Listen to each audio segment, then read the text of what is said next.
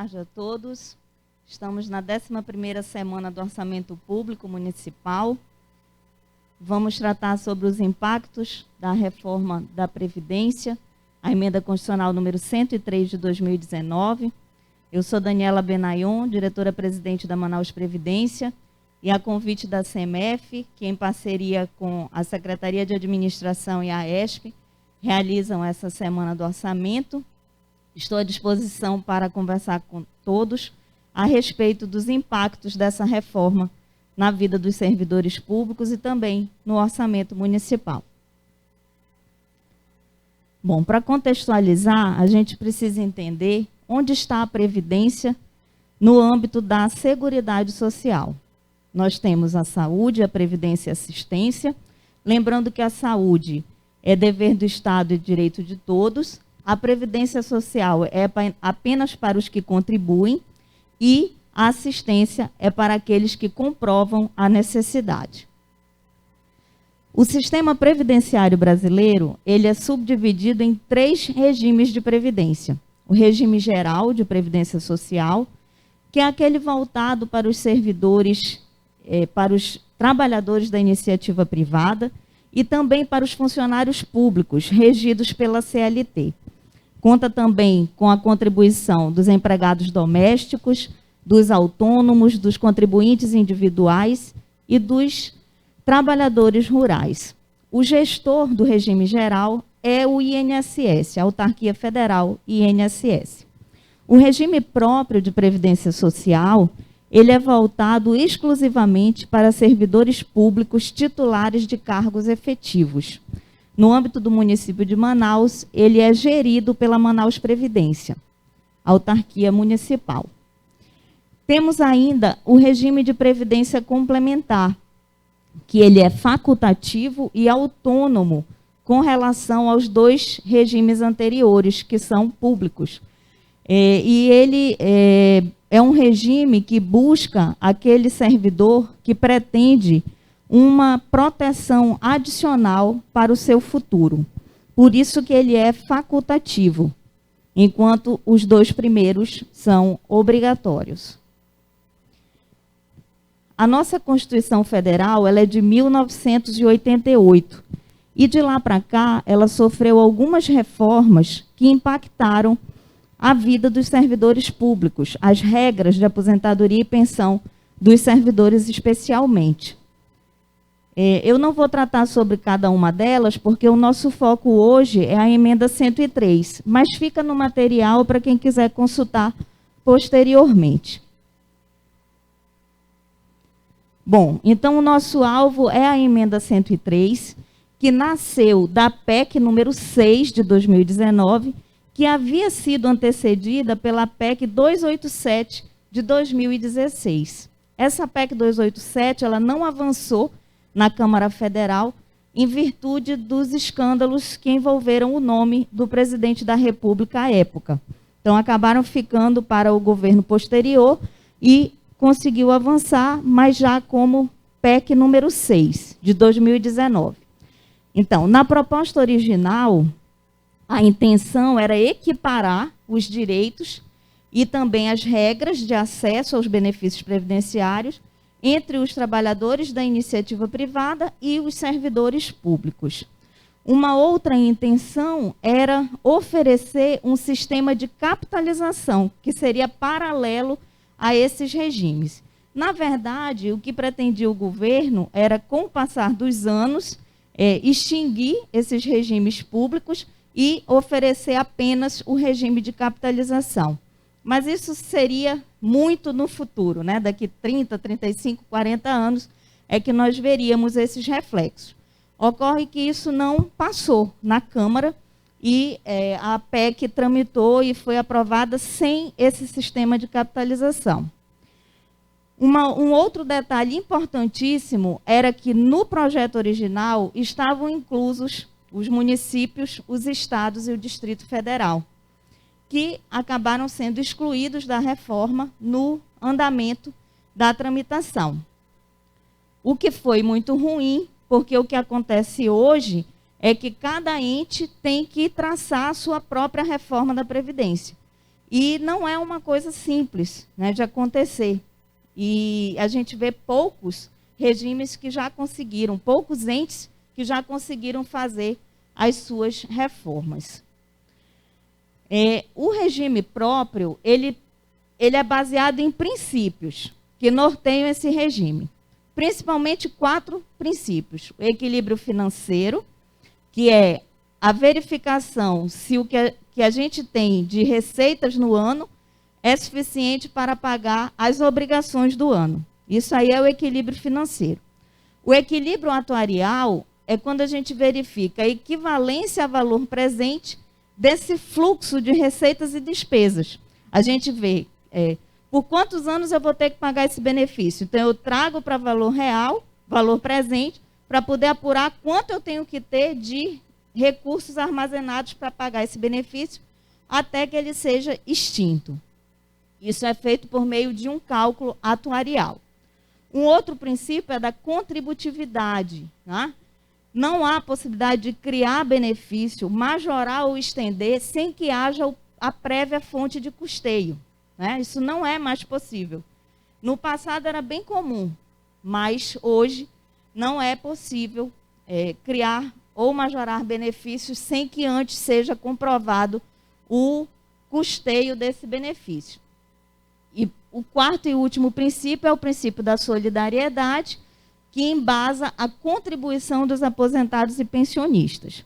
Não são todos os aposentados e pensionistas que contribuem para a Previdência.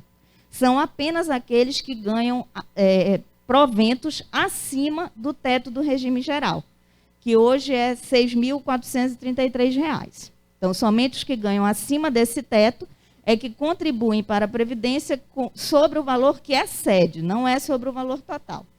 Por que existe esse teto? Porque os trabalhadores que contribuem para o INSS, da iniciativa privada, após aposentados, eles não contribuem mais. Né? Então, se é para igualar, né, os sistemas, essa igualdade tem que ser justa. Né? Então, do teto para cima, os servidores públicos que se aposentam também contribuem. Bom, quais eram os principais objetivos dessa reforma? Né?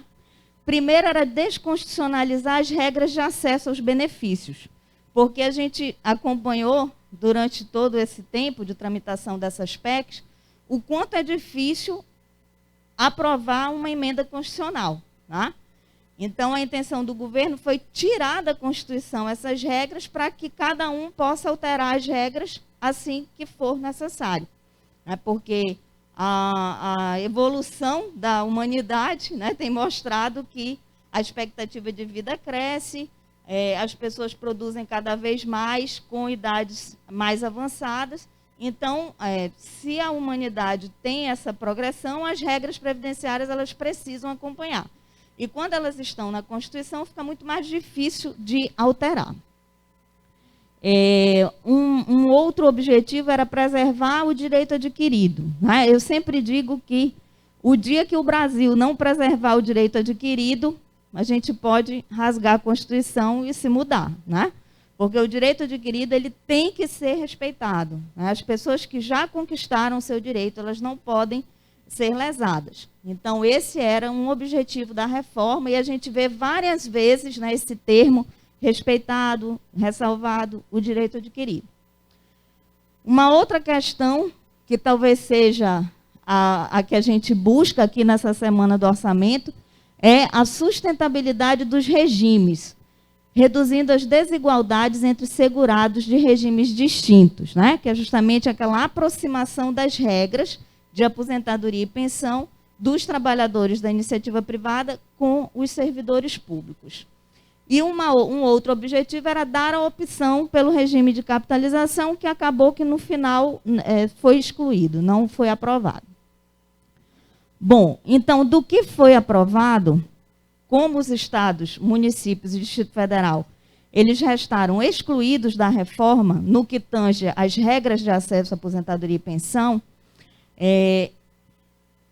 essas regras que estão válidas hoje, elas abrangem somente os servidores públicos federais. Então, o que é que mudou? Para quem entrar no serviço público federal hoje, Para quem entrou a partir de 13 de novembro de 2019, que foi a data que passou a valer a emenda constitucional número 103, a regra, né, de acesso é idade mínima de 62 anos para a mulher, 65 anos para o homem. Tempo de contribuição mínimo 25 anos. Tempo no serviço público 10 anos, tempo no cargo 5 anos. Conta com regras de transição, uma é de pontos, a outra de pedágio, e também com regras transitórias. Vejam aqui, ó, o efeito da desconstitucionalização das regras. Aqui, será editada uma lei complementar federal com essas novas regras. Enquanto não for editada essa lei, valem as regras que estão na Constituição Federal como regra transitória. E, além disso, na questão da pensão, a pensão por morte ela passou a contar com cotas. Então, é uma cota familiar de 50% do benefício, mais uma cota de 10% para cada um dos dependentes. Tá? Então, se for, por exemplo, a esposa e um filho, esse benefício será de 60%. 70%, porque são 2 dependentes, a esposa e o filho, ok? Então, 20%, 10 para cada um. Aqui, o reajuste é uma vez por ano, preservando o valor, né, considerando a inflação, da mesma forma que é no regime geral. E o cálculo dos proventos é pela média, que também mudou. Antes era 80% dos maiores salários de contribuição, agora é 100% dos salários de contribuição. Né? Então, aqueles 20% menores que antes eram desconsiderados, agora não são, eles compõem a média. Né? Isso é ruim para o trabalhador, porque aqueles salários do início da carreira, que acabavam sendo menores, vão entrar também nessa média. Mas, como eu falei, para estados, municípios e Distrito Federal, essas regras só vão valer se esses entes fizerem as suas reformas.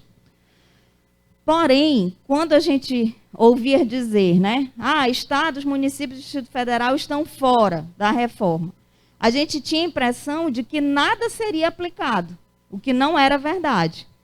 Nós ficamos fora das regras de acesso aos benefícios previdenciários. Porém, todas as demais regras, elas são de aplicação imediata, desde 13 de novembro de 2019. Então, nós tivemos que nos adaptar e passar a praticar todas essas normas novas já no âmbito do RPPS.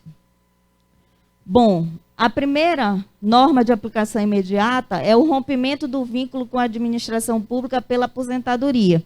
Isso já acontecia para quem era servidor titular de cargo efetivo, mas para quem era regido pela CLT, os funcionários públicos, não. Eles poderiam continuar trabalhando mesmo depois de aposentados. Com essa regra aqui, não pode. Né? Com essa regra, não pode mais.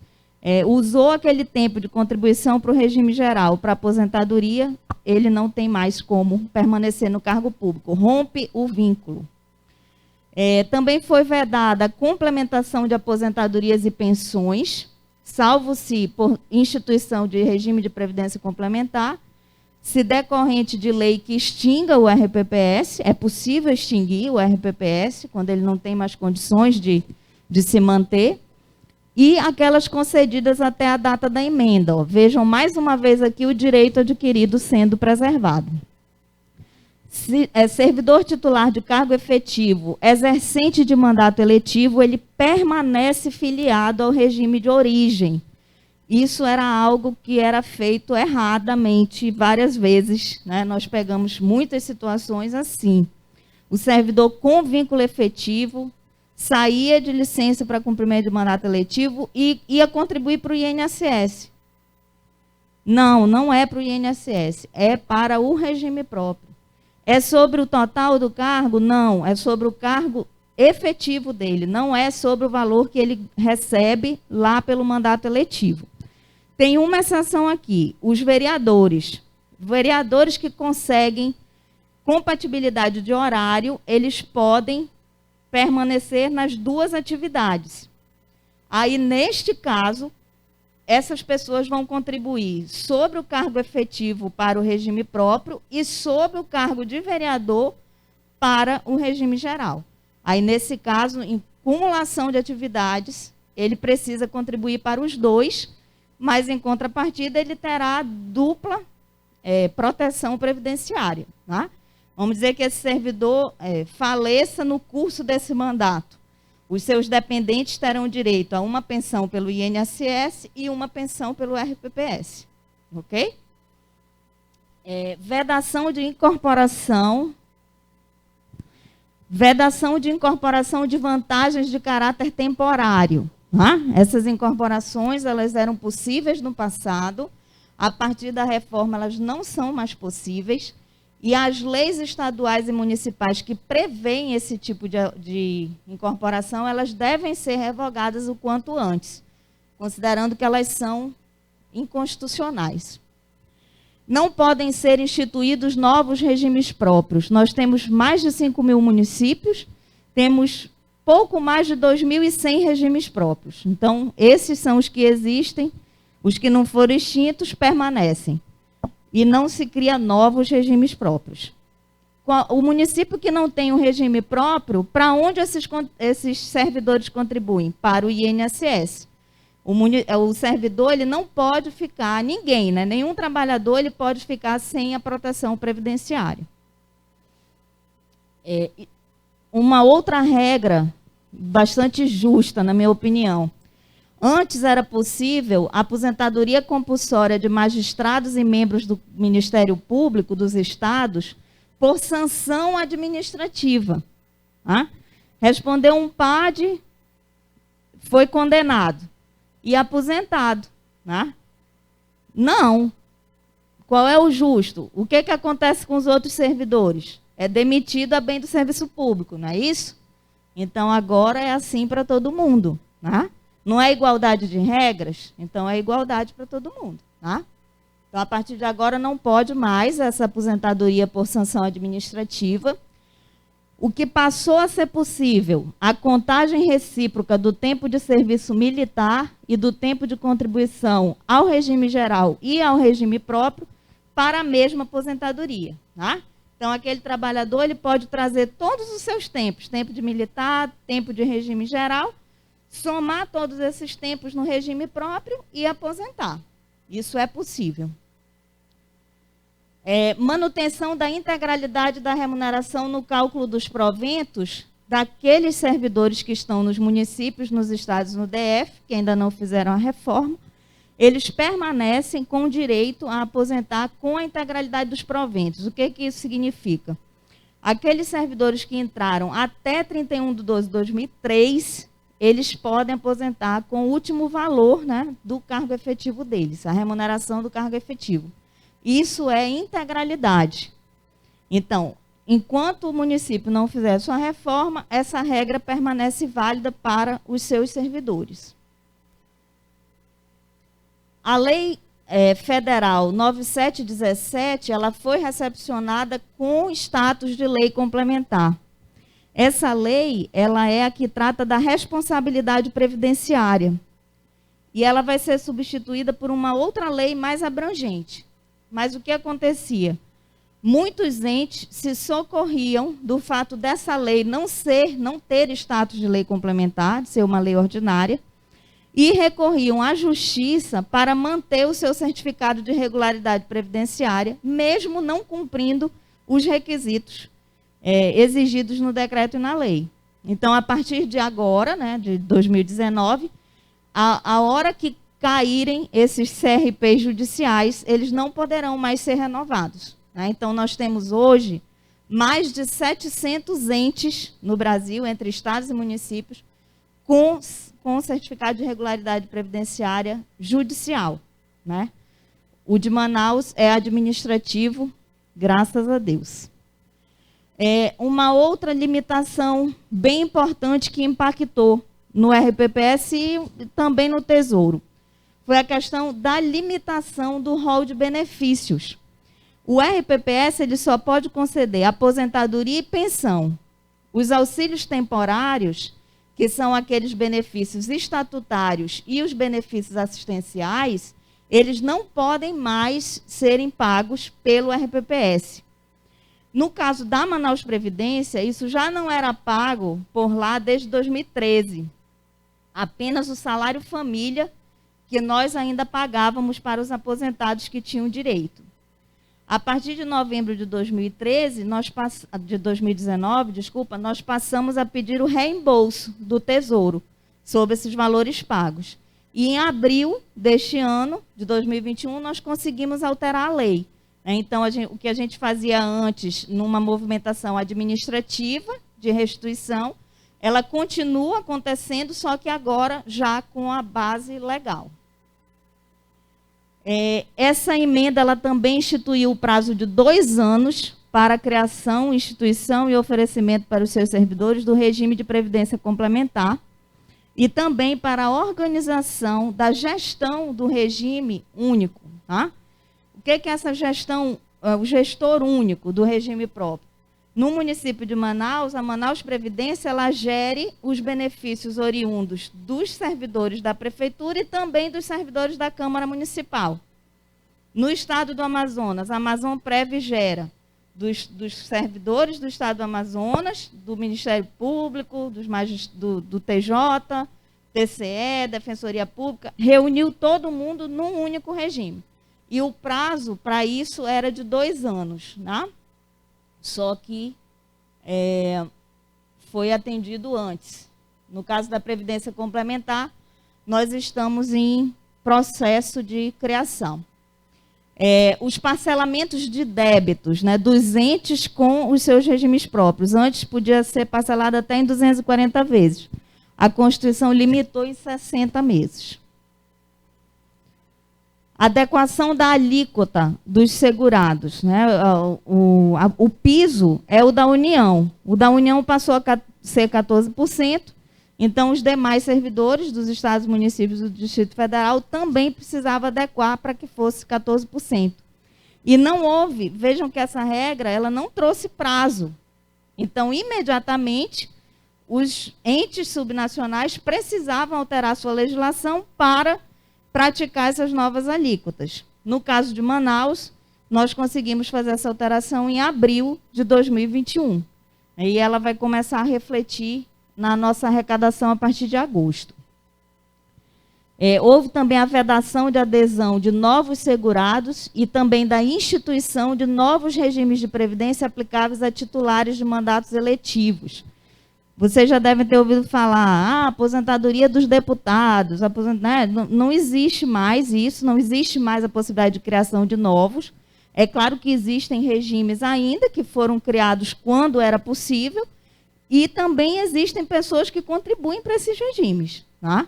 Então, esses serão preservados, mas não entrará mais ninguém e nem instituirão novos. Por quê? Porque essas pessoas são trabalhadoras como outras qualquer. Então, elas têm que contribuir para o regime geral. Tá? Então, hoje, titular de mandato eletivo contribui para o regime geral. Só contribui para o regime próprio se ele for, né, servidor efetivo.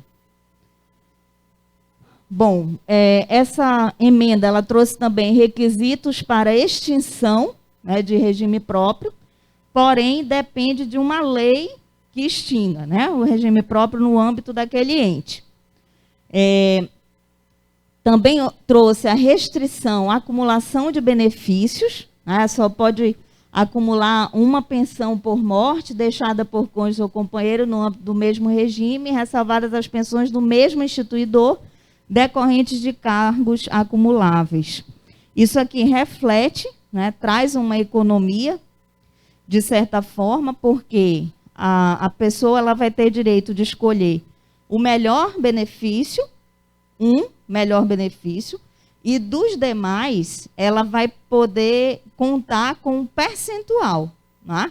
Então, não somam mais, por exemplo, a aposentadoria dela, mais 2 pensões por morte integrais. Não. Fica com a maior 100% e as demais uma proporção de cada. Isso já está aplicado desde novembro de 2019. A gente já aplica isso na Manaus Previdência. Bom, aqui, por fim, finalizando essa parte do que é aplicado imediatamente aos entes subnacionais, todas as normas relativas à concessão de aposentadoria e pensão, cálculo dos proventos e abono de permanência ficam mantidas, as que eram válidas antes da emenda, até que os estados, os municípios e o Distrito Federal façam as suas próprias reformas. Também fica mantida a aplicação da súmula vinculante número 33 para as aposentadorias especiais. Essas aposentadorias especiais são dos profissionais de saúde, que têm contato, né, com riscos biológicos e químicos. Esses servidores, eles aposentam com um pouco menos de tempo de contribuição. E aí, não existe no serviço público uma legislação que ampare, que normatize, tá, essa aposentadoria especial do servidor público. Então, o que a gente faz? A gente se socorre da súmula vinculante número 33 do STF e aplica as mesmas regras do regime geral para aquela aposentadoria no regime próprio. É o que a gente tem no momento. Bom, esses foram os principais impactos, né, que nós já sofremos administrativamente por conta da emenda constitucional número 103. Mas eu não podia deixar de falar dos impactos da Lei Complementar 173. Essa lei foi a que estabeleceu o Programa Federativo de Enfrentamento da Pandemia. Ela alterou um artigo da Lei Complementar 101, que é a Lei de Responsabilidade Fiscal, e esse artigo 9º, parágrafo 2º, passou a prever a possibilidade da suspensão do recolhimento das contribuições previdenciárias patronais dos municípios devidas aos respectivos regimes próprios, desde que autorizada por lei específica. Então, como foi muito clara, né, o impacto da pandemia no orçamento, né, da prefeitura no ano passado, o município acabou lançando mão dessa possibilidade, né, e houve o parcelamento. Porém, nós explicamos à época, o que foi acatado, que a Manaus Previdência ela conta com uma segregação, né, de massa. O nosso fundo financeiro ele é deficitário, é um fundo fechado para novas entradas. E a gente já precisa de aporte do Tesouro para completar o valor dessas folhas, né, de pagamento. Então, não havia possibilidade de suspender a contribuição patronal desse fundo, porque se suspendesse, ia aumentar o aporte. Então, era a mesma coisa, ou passava como contribuição ou passava como aporte. Porque a outra opção era não pagar a folha, né, e isso nunca foi uma opção nossa. Tá? Então, como uma forma da gente mitigar toda aquela situação de incerteza que a gente vivia, a opção foi suspender a contribuição previdenciária patronal apenas do fundo previdenciário, que é o fundo superavitário. Tá? Então, o município de Manaus editou a lei, foram suspensos dos meses de maio a setembro. Tá? O valor total desse parcelamento, que foi em 60 meses, foi de 13,5 milhões, né? Isso trouxe um impacto na nossa carteira de investimentos, porque aí a gente, além de não ter esse dinheiro disponível na carteira, a gente ainda teve que sacar um pouquinho por mês do rendimento para cobrir a folha, né, dos benefícios. Mas não há prejuízo, porque esse parcelamento ele conta com a atualização que é igual à meta atuarial. Né? Então, é o mesmo que esse dinheiro tivesse investido num fundo de investimentos. A taxa de administração também sofreu impacto, mas como nós tínhamos feito a redução de todos os contratos em 25%, como também uma medida de enfrentamento à pandemia, acabou que não foi necessário esse dinheiro para a gestão. Aqui nesse gráfico a gente percebe os meses, né, de redução da receita. A situação do nosso fundo financeiro, né, na avaliação atuarial de 2021, era de um déficit de 9 bilhões 138 milhões, né, daquele fundo que não entra mais servidor nenhum, só sai. Cada mês eu tenho mais aposentadorias para pagar nesse fundo e tenho menos gente contribuindo. Né? Isso aqui é uma bola de neve que vai crescer até 2040, depois ela passa a decrescer até que ele seja extinto, com uma previsão de extinção para 2090 e alguma coisa. Já o nosso plano previdenciário, ele é um plano superavitário, nós temos 10 milhões de superávit nesse fundo. A nossa carteira de investimentos também vem numa crescente. Hoje a gente conta com um patrimônio de 1,2 bilhão de recursos. A nossa composição da carteira, né? Nós vemos aqui o plano previdenciário com o valor maior, o financeiro fica com um resquício do mês para o outro, mas é imediatamente usado para pagar a folha, e a taxa de administração, que é muito controlada, e o que chega no final do ano sobra de recurso, a gente devolve para o fundo e paga benefício. Aqui é a composição dos nossos ativos, né, por classe. A Manaus Previdência tem a maior parte dos seus investimentos na Bolsa e também em renda fixa. Nós seguimos, para os nossos investimentos, a resolução do Conselho Monetário Nacional, a 3922. Então, todos os percentuais dos nossos investimentos, eles estão enquadrados dentro dessa resolução. Tá? É óbvio que nós sentimos um impacto grande na nossa carteira por conta da pandemia, da instabilidade do mercado financeiro, da pouca credibilidade do mercado brasileiro, né, infelizmente, por conta de outras coisas, não só da pandemia, mas a credibilidade política também tem impactado bastante. E o que nós fizemos foi diversificar, né, realocar os nossos recursos de uma forma que a gente conseguisse sair ali da Selic, né, e buscar um rendimento melhor.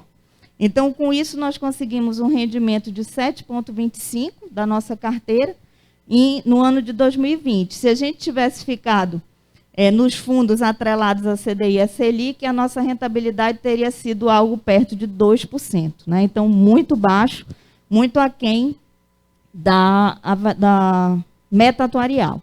Bom, aqui eu já falei a resolução que a gente segue, né, para traçar os nossos investimentos. Aqui a gente tem a Manaus Previdência localizada na LOA, né, despesa consolidada por função. A Previdência Social aparece aqui com 6,19% do orçamento da Prefeitura. Quando a gente passa para a despesa consolidada por órgãos, a Manaus Prev aparece com 6,22% do orçamento. E para a gente equacionar todo esse déficit, né, toda essa problemática, que não é um privilégio de Manaus, isso acontece Brasil afora, a situação de Manaus é até bem equilibrada e confortável quando a gente compara, né, com outros regimes, mas certo é que a Previdência ela não para, né, todo tempo você tem que buscar novas formas para equacionar os problemas que vão aparecendo. Então, a primeira medida era a adequação da alíquota, que nós já fizemos. A segunda medida é a instituição do regime de previdência complementar, que está em andamento. E a terceira medida é a reforma da Previdência no município, que está em estudo. Tá? Só com a alteração da alíquota, a gente já percebe uma economia, né, para o Tesouro da ordem de 27 milhões ao ano, somente com essa alteração da alíquota que foi realizada agora em abril. Nessa primeira planilha, a gente vê o todo, né? Quanto que a arrecadação da Manaus Prev vai aumentar. Mas aqui a gente tem um reflexo da alteração do patronal, porque o servidor passou para 14, o patronal, que era 15, passou para 24. Tá? Então, na verdade, financeiramente não há mudança, porque o que o Tesouro passava para nós como aporte, agora vai passar como contribuição previdenciária. Então, a gente não aumentou a arrecadação, aumentou, mas não significa uma economia para o Tesouro. Né? A economia, na verdade, são esses 27 milhões. Bom, e aí, para a lei, né, que nós estamos trabalhando, dos próximos anos, PPA, a gente está trabalhando com um cenário mediano, né, de possibilidades, como uma forma de cautela, porque nós temos 5.000 servidores municipais, isso significa 1/3 dos servidores ativos vinculados ao fundo financeiro, hoje, já com os requisitos para aposentadoria, ou que vão completar os requisitos até 2022, 2023. Tá? Então, a gente trabalha aqui com a hipótese de todos esses servidores pedirem a aposentadoria imediatamente. Né? Se isso acontecer, nós teremos um complemento do Tesouro em 2022 de 275 milhões, 2023, 317, 2024, 355, 2025, 397. E aí vai aumentando, né? Até chegar lá em 2040, que é quando vai começar a diminuir. Então, esse é um cenário pessimista, que dificilmente acontecerá, né? Porque se todos os servidores, 5.000 servidores, pedirem aposentadoria, não sei nem como a gente vai fazer lá na Manausprev para analisar tanto processo ao mesmo tempo, né? Então, a gente vai ter que aumentar nossos prazos, não vai dar mais para conceder em 25 dias úteis. Bom, aí trabalhamos aqui com um cenário mediano, né, considerando que uma parte requeira, 20% requeira no primeiro ano, e os demais, 40% no segundo ano, e os demais para o futuro, né, diferidos para o futuro. É com esse cenário aqui que nós estamos trabalhando. E o cenário otimista, né, que aí eu acho difícil ele se consolidar, mas no cenário otimista a gente não teria complemento do Tesouro em 2022, teríamos 74 milhões em 2023 e assim sucessivamente. Né? Por que em 2025 já está 396? Porque aí essas pessoas todas já devem ter pedido, né, as suas aposentadorias. Bom, então esse é o nosso contexto, né, geral da Previdência do município de Manaus hoje. Eu agradeço novamente a CEMEF pelo convite, a ESP e a SEMAD por toda a parceria, né, que é imprescindível para as nossas atividades com os nossos segurados na Manausprev. Deixo aqui o portal da Manaus Previdência, o portal do regime de previdência complementar, para que vocês entrem, que vocês conheçam esse regime que está sendo construído, né? Com a colaboração de muitas pessoas. Facebook, Instagram da Manaus Previdência, nos sigam nas redes sociais para ficarem sempre atualizados. O meu e-mail, o Fale Conosco e o call center da Manaus Previdência. Tá bom? Muito obrigada, uma boa tarde a todos.